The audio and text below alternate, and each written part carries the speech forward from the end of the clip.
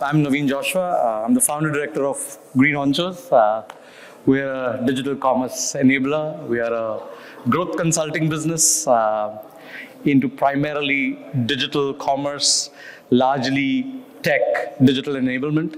The problem we try to solve is we believe that the online channel is extremely fragmented.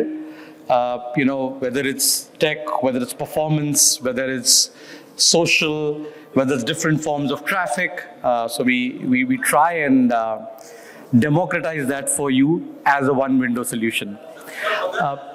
In this market, there are key market dynamics here. We understand that each market is unique, and we've built to suit for this market.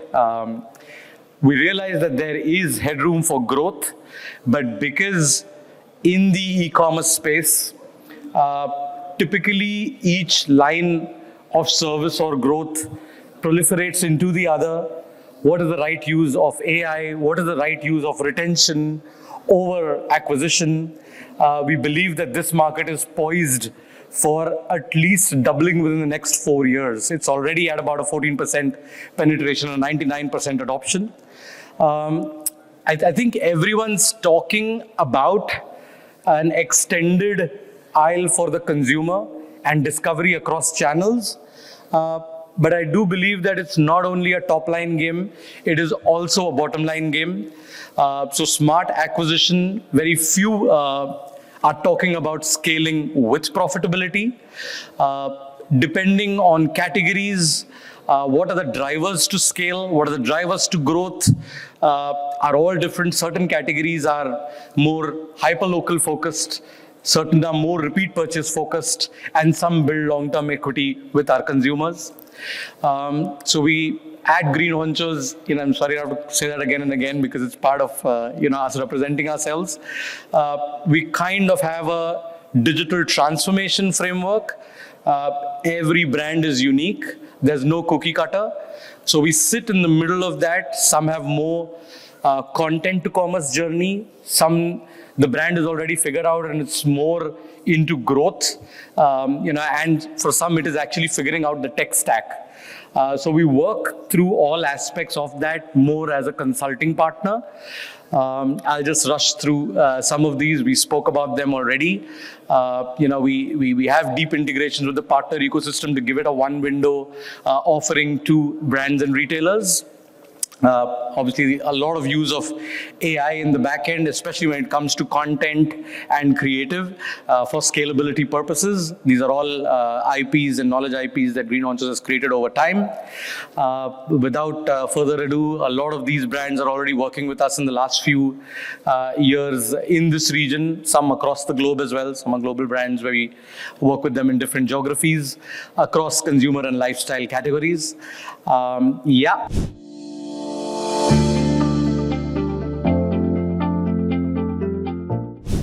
Brief presentation, hopefully. We're talking about innovation, creativity through evolving business models in retail, largely in the e-commerce space, because there is enough proliferation at this point. Customer loyalty, retention, some are struggling with acquisition, some with retention, depending on the kind of businesses. I have an absolutely esteemed cracker of a panel here. It makes my job very easy. We had a pre-brief meeting, and it seemed like a full panel discussion there too. So it's more like an extension now. I just invite each one of them to kind of please give a brief introduction of their thoughts about this topic and where they're coming from. It will be great for everyone. Hi everyone, I'm Arshad. I lead the international business for Imami India, basically trying to drive e-commerce. Right now, I think the important thing, as Navin said as well, how do we actually grow scalably within e-commerce? That's critical. And how do you find a mix of channels which can, contribute to the growth as well? Offline, marketplaces, D2C, Omni, and how do you kind of bring in loyalty and retain consumers? So that's the challenge, and that's the, I think, topic of discussion I'll also try and bring in when we're having more discussion. Hi, my name is Dheeraj. I'm from a company called Power Empire. It's a wholesale B2B FMCG distribution company. It's a very narrow focus. And we typically service retailers. So we are the suppliers to your typical retailers in Saudi, UAE, China, Africa. And we tend to be, as an industry, we tend to be very risk averse, behind in technology. And I can very gladly say that where we are as a company right now is among the top 0.01% in terms of tech adoption. But broadly speaking, we're way behind the curve simply as a function of what we do and as a function of the industry we're in. So yeah, I'm very keen on hearing the panel and what their perspectives are on e-commerce. Just one additional thing is we recently went live with our e-commerce platform. We only serve businesses, and it's been an exciting journey. So I'll outline more later. Hi, my name is Rajesh Azrani. I own a couple of businesses, predominantly into fashion space, a couple of businesses, and tech, which is cloud services platform for the Middle East. In fashion, we do private label manufacturing, textiles, brand distribution, and e-commerce and D2C brands. And in cloud, we are a private cloud provider for the Middle East. For both the business verticals, we are in the process of building the businesses relevant for the next 10 years and how do we scale them. So for cloud, we are building up Cloud Souk, which is region's first cloud-based marketplace, cloud application marketplace. And for fashion, we are creating also region's first tech-led, AI-enabled or AI-powered omnichannel fashion platform, which is in the process. So that's why this subject is very close to my heart and keep me awake most of the time. And pleasure to be here and to hear everybody's views today and get my takeaways from you. Thank you. Hello, everyone. Good afternoon. My name is Yawar Khan. I'm the business director for a brand called Kadi. Again, it's a part of Al Ghurair, and it's an high-end luxury fashion, home decor and fashion brand. And today, obviously, I've worked with different companies like Altair, Alshaya, and today I'm going to share my experience how AI power can help us, help retailers make a smarter decision and unlock scalable growth. Thank you. Hello, hi everyone. I'm Praveen. I lead e-commerce and digital for Dabur International across Middle East, Southeast Asia, and CIS markets. So I've worked, if you take e-commerce ecosystem, from all the sides. I've worked with retailers, I've worked with marketplaces, I've worked with D2C retailers, now from the brand side. So I've worked on all of these problems which were discussed. So would love to share a couple of viewpoints on the loyalty, especially the loyalty subscription and membership kind of model, why these are required, what is the use cases, and how it can help us in building a sustainable business. Hi everyone, I'm Sudhir. I'm the president at Orize Venture Partners. I had the Middle East office. I've been an operator before this. In my past life, I was the CEO and founder of Book My Show, the consumer cinema and event ticketing platform here in the region, and also Lenskart, the eyewear company which I founded here as CBO for a couple of years and scaled to over 10 stores in the region. At Orize, we invest in consumer and TMT, and we have many companies in our portfolio like Wicked Good and Country Delight and so on, which are big consumer plays. A lot of them are scaling here, and learned a lot also from both the Lenskart journey and an entrepreneurial journey in between in terms of the unique challenges and opportunities for growth here. So happy to share. Hi, good afternoon, everyone. My name is Asim Pale. I'm part of Al Ghurair Group. I'm the business director for Hatan. Hatan is another vertical within Al Ghurair Group, which basically focuses more on the new age businesses. And when the topic came up about retail and rethinking about the e-commerce, this topic is very close to me. I carry about 18 years of experience building businesses around digital space, omnichannel. And I think the topic of today's discussion is very exciting. I'm sure, with fellow colleagues, there'll be a lot of new ways of, developing the business. There'll be new thoughts of developing the businesses. So very excited to be a part of this panel. Thank you. Thank you so much, everyone. I think from our perspective, being a digital transformation enabler, one of the most exciting aspects is to be able to talk to different industries. This panel is such a varied panel, from a B2B distribution business to a fashion business house, to brand licensees, to some large conglomerates in India like a Dabur and an Imami, to some friends, and to a VC on this panel.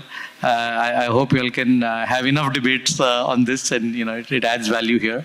But I was really helped with this aid slide here that has now become a screensaver. But it'd be good to have everyone back. But the first keyword is loyalty on our end. I think there's even less loyalty in people than there are in businesses these days, from a consumer standpoint as well. Is that even a concept? Loyalty, retention, repeat versus acquisition. Thrown to anyone, we'll just, whoever wants to answer it first, please. It obviously is industry specific as well. But maybe we can start with, any two or three. See, I think loyalty as a buzzword has been there for ages, right? But I don't think there's a true loyalty exist when we just talk about loyalty. But then there are still businesses which are thriving on loyalty. There's another world where it basically talks about how you're going to connect loyalty with your end consumer, right? If you are from a segment where your product offerings are different, you really need to think how you're going to engage with your customers. I'll give you one example. Amazon Prime, right? Now for them, Amazon Prime, when they launched, I think I was looking at one of their reports, right? Since they launched Amazon Prime, today there is a 30% uptake just because of launching Amazon Prime. Now, they are at the end of the day selling products which does not belong to them, but they are still able to create loyalty. So it depends what kind of value that you're bringing forward to your end consumer. Chewy.com is another website, very well known for their loyalty piece for their customers. The 60% of the retention comes because how they connect with their audience. And we're still saying there is no loyalty. So it depends how you are connecting with the target audience. Got it. Any opposing views on that? No. Just to add to that, both as an operator and as an investor, my past journey with Lenskart, and a lot of Lenskart guys are here, my old friends. Lenskart Gold, which is a complete game changer, has almost 80% Lenskart customers are a part of Lenskart Gold, right? So, and Amazon Prime is also a great example. But I think the UAE is also overdone loyalty to some extent, and perhaps they are every company has their own loyalty program, and it's just too taxing to the consumer to be a part of so many loyalty programs. And I guess the loyalty enablers are benefiting. So I think retailers and omnichannel players need to really think: Am I really going deep in terms of creating something truly compelling? Otherwise, frankly, it's not going to work, right? And as an investor as well, CAC LTV is the basis of a lot of these businesses. So hence, loyalty becomes a big play. Right. But I think the mistakes people make often is sort of not coming up with something truly compelling, adding a card, adding multiple layers. But when a 5% cashback is not very compelling, frankly, right? So I think that's what people need to think about. Got it. Yeah. When we say loyalty... Yeah, we can hear you. You can hear me? Just get closer. Yeah. So there's two types of loyalty. What we discussed right now is loyalty program. Another loyalty which comes before that, when you have great product, like, if you are consuming something, supplements, your baby food. These categories which are very high involvement purchase. Customer are very loyal. Customer takes a longer time to research and, go to any other substitute. But same time, a toothpaste, consumer can easily switch, right? So first of all, loyalty is driven by the product propositions. How difficult for a customer to switch from your product? What is the benefit you are providing to that consumer? If that is good, then definitely building a program on top of that helps, and your LTV improves. But if your product is not itself good, then building that loyalty program driven by rewards and cashbacks and all that, it works to some extent, but it doesn't help you scale. Yes, these are like Sudhir said, right? There's a lot of issues, like so many apps, you can't install it, right? Everybody is not Tata, they can make one app and have like 10 businesses under it, right? And cross-business collaboration is not possible at this stage, right? So it has to be very easy. Even if you are building a program, it has to be very easy, linked to your number or mail ID without any application. Every time I go to Starbucks, they ask me to show a QR code. I don't have that application. I don't get any loyalty point, right? So there's a concept of delta 4, right? On a scale of 1 to 10, if your loyalty reward is able to give me delta 4 at least, then only I will be loyal to you. If you are just giving me like the 5% cashback or rewards which can be redeemed after 1 year, then definitely there will be no delta. Yeah. So I have a slight variant to the question. Is loyalty a revenue metric or a CX metric? I mean, I'm just thinking anyone. Is it a customer experience metric or is it a revenue metric? I mean, it could be both as well. I have a totally different take on loyalty. Maybe because of the kind of person I am, the kind of businesses I have built. For me, loyalty is same as what you do in a relationship. How do you build loyalty in a relationship? It's through trust, adding value, and how do you treat the relationship. I think that's how we build our loyalty with our customers, with our vendors, or even with our bankers. How do you humanize that relationship? It's not about money. It's not about just giving you discounts or bundle offer or extra points or free tickets. It's all about how I respect you, understand your value, how do I communicate to you and give you what is important to you and build that relationship and build that trust over the period of time. With tech, there are lots of avenues now, which are lots of solutions there where you can build the loyalty, not kind of in the face, but how do you touch the human element through tech, through hyper-personalizations? How do you experience customer experience in the store, online, or anywhere you connect? Even do you have a pop-up? And how do you communicate to them? How do you do the right touch points with the customer through tech? I think that's how you're able to build a long, I would say, a solid loyalty. That's what. Just to add, I think what you're saying, Navin, right? Whether it's about revenue or customer experience, I think it's both. I mean, because loyalty brings in revenues again and again, so that's why you care for it as well. And at the same time, you have to give that consumer experience, a personalized consumer experience, which helps you gain loyal consumer base, which which creates a cycle. So it has to be both. And now in today's world where there's so much social media as well, right? There's so much community, tribe, influencers. So even in that space, if you look at it, I mean, brands try and utilize that. There's a certain influencer who is specific to a personal care regime. Consumers look up to them that, okay, if this influencer is saying something, because they're so loyal to that overall influencer, they adopt those products very quickly. So as an FMCG player, it becomes important, how do we partner with these kind of influencers as well and bring in a product which they trust, and then they make their loyal consumer base also trust. Dheeraj, I won't let this question skip you, but in a B2B distribution business, the balance of retention versus acquisition, it depends a lot on repeat purchase. And is that what we're referring to as loyalty in your business, or is it? Yeah. I did not add anything because in our line of work, I don't think any of my customers is loyal in the traditional sense to us. Correct. Right? They the product is standardized. Buying a bottle of Evian is the same as for them buying commodities like oil. Right? It's super standardized. The only variable is expiry date.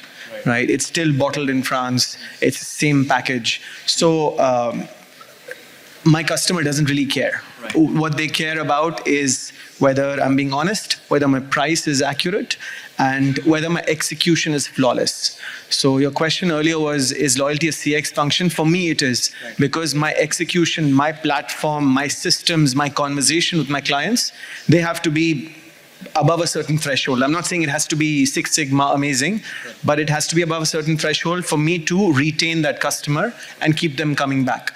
Because we do products with shelf lives, I have a captive customer base, and if I do a good job one time, they will likely come back to me with an inquiry, not with a confirmed order. I still have to be amazing at the price, availability, all of those other metrics. So it's very different. And again, it cannot be a generic answer because, for instance, a brand, the loyalty is very different. For me, the loyalty is towards me executing in a certain way. And if I execute repeatedly multiple times over and over and over, then the customer becomes loyal to me and they know that I will do. So I think we need to look at, we need to have a very clear, strategy in terms of acquisition of the customer and then going after the retention of the customer. At the stage of the acquisition, you could think completely across the different touch points that you have where the customer connects with you. But then you could realize for an omnichannel business, probably the stores, right, could be the point where you interact with your customers and you build trust. So customers keep coming back to you on your offline channel. And for some of the, offline and online, and then you plan your strategies. Sure. No, agree completely. Also, I think one of the mistakes brands often make is forcing a blueprint that saying, hey, I expect 60% to be off online, 40% to be offline. Actually, the truth is that different consumers are different. And the real definition of omnichannel should be a multi-channel approach where you allow the customer to purchase basis what he's comfortable with, right? As opposed to forcing different use cases. Some people will get marketing impulse online, buy offline. For some people, it's the other way around. Very often, customer service. Many people are comfortable buying through customer service, with customer service taking over your phone, enabling a purchase. Many people are not comfortable with that. Right? So I think it's the responsibility of operators to provide all those flows such that purchases can happen and then not forced out on the consumer, but let the consumer then decide. And then the percentage of the channel split is a byproduct of that, as opposed to it being force-fed. To that, I'll say it depends on the type of customer you are catering to, right? It might happen your customer is not very online savvy. Your customer is more offline. Let's say 80% of customer is offline savvy. Then does it make sense to solve a use case for 20%? So the priority has to be very clear for every channel. Whether you're diversifying, if you are launching an e-commerce D2C channel and you want to make money, initial 2 years, 3 years, you might not make money, right? But if you want to solve for discoverability, you can get decent level of traffic, right? So every channel will solve very different problem, but then you have to be very sure whether your priority is to make money to solve the problem for 10% or you are okay with letting go of it. You can't solve 100% of the problem at one point in time. Every time, step by step, you can still solve. Even then, you can't solve 100%. You can optimize for 90%. So my take is that you optimize for 80%. Whatever it takes, whether it might be offline or maybe mix of both. But the metrics has to be very clear to, measure the performance of a channel. One channel which is drive discoverability, you measure it on the terms of ROAS is not the right thing. You will never be able to judge. The key is experimentation. You do a lot of experimentation. Industry tells you some benchmark or you learn from your experimentation. You can't force saliency like Sudhir said. Do you have that thick pockets to experiment for 1, 2, 3 years and learn? Is that your priority? If yes, then do it. If not, you don't have money, don't. The worst part is you start it 1 year, you say, no, I'm not getting the right kind of business, you stop it. You should have the decent time period to let it scale and flourish, then decide on that. So, I'll just contribute as a panelist on omnichannel because, we kind of use the word here. I think depending on experiences and organizations, omnichannel is an initiative. It has to be done because it is, at the board it is said that we will be omnichannel. But I think everyone has a different take. There's omnichannel discovery, which is marketing and multiple channels of that. Then there's omnichannel fulfillment. Many of them just think about it as the supply chain. And then amidst all of this, which is the front end and the back end, there's the consumer, which is omnichannel experience or the customer experience. I think unless it is seen as a full conveyor belt, omnichannel is not omni in any way. I guess, Dheeraj, I remember you were talking about an example where even in a B2B business, you had someone discover you from X, reach Y, and then the ultimate transaction happened through an initiation of a human conversation. I think if you could just throw some light on things like that. Yeah, so most of our use cases or examples would be not typical examples, but yeah, we are on the web platform and the mobile apps because we wanted to address the long tail of our customers, which we simply cannot talk face to face every week, right? We have a small sales team, or relatively small sales team, and the base of customers is massive. So we use this as an augmentation of our sales team. That's number one. Number two is we are just by being out there through these additional channels, we're able to be discovered. Somebody found us in a very relatively unknown country in Central Africa. They placed the order. The payment was done in one part of Dubai. The goods were delivered in a port in another part of Dubai. And this was simply not possible if we did not have these platforms and our catalog online. So they clearly saw value in engaging with us, and we were able to execute. Now, because we were able to execute well, they keep coming back. But the moment we goof up once, they might never come back. So this, for us, this is the critical thing. We want to address the massive long tail of our existing customers and potentially attract this unaddressed segment of leads which nobody is talking to. So one point in that, hello, yeah. So I would say omni-channel unification, whether it be online, retail, POS or WhatsApp. This is where, one customer journey. For us in our business, it was happening where, the customers were coming in the night and we could see a lot of abandoned cart checkout, okay?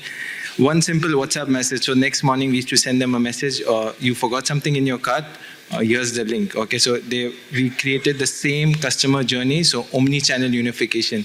And also what we are trying to do is if someone buys offline, okay, how he can return it online or vice versa. So I would say omni-channel unification. So yeah, last few minutes here, 5-10 minutes. We're open for any questions. We'll cut any of our conversation and move to, if anyone has questions, can please raise hands. In the meantime, I'll jump to you, Sudhir. Top line versus bottom line, the VC question. What's the flavor today? I think the flavor today is bottom. You're talking about scalable growth, sir. Sure.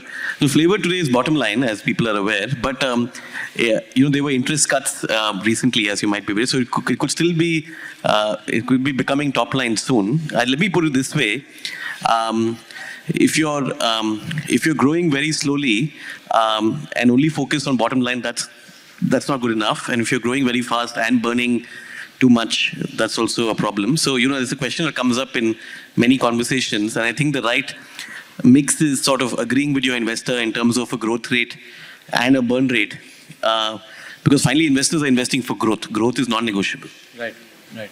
So there's no easy answer to the question, unfortunately. How does that sound? He talked about burn rate. Yeah. How does that sound to you? You talk to a self-funded businessman and burn rate, we don't understand that language. We should get Rajesh on all our boards. Yeah.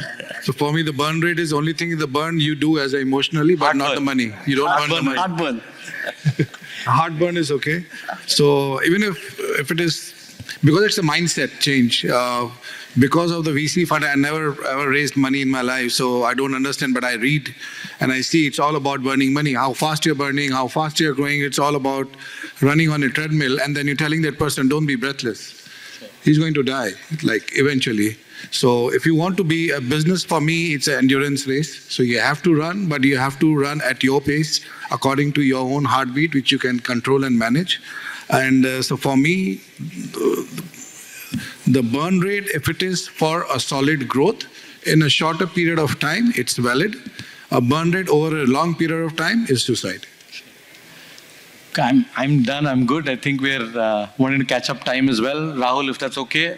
Any questions? Otherwise, please. Anyone can tell? No. Hi, my voice is clear, right? Yeah. My name is Malik Mohim, and Do you think that decentralized finance will become a mainstream system in retail or e-commerce? And if so, what are the barriers we need to remove for the mass adoption? So when you say decentralized finance, you're talking about crypto, blockchain, Yes. AI ecosystem.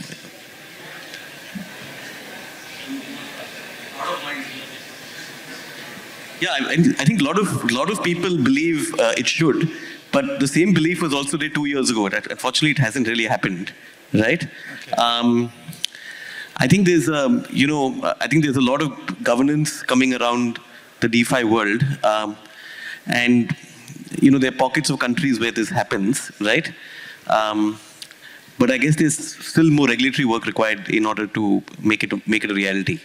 Right? I don't know enough, but at least tracking the progress or lack of progress in this space tells you that there's some work, and obviously big blowouts of companies that have happened has not helped in this space.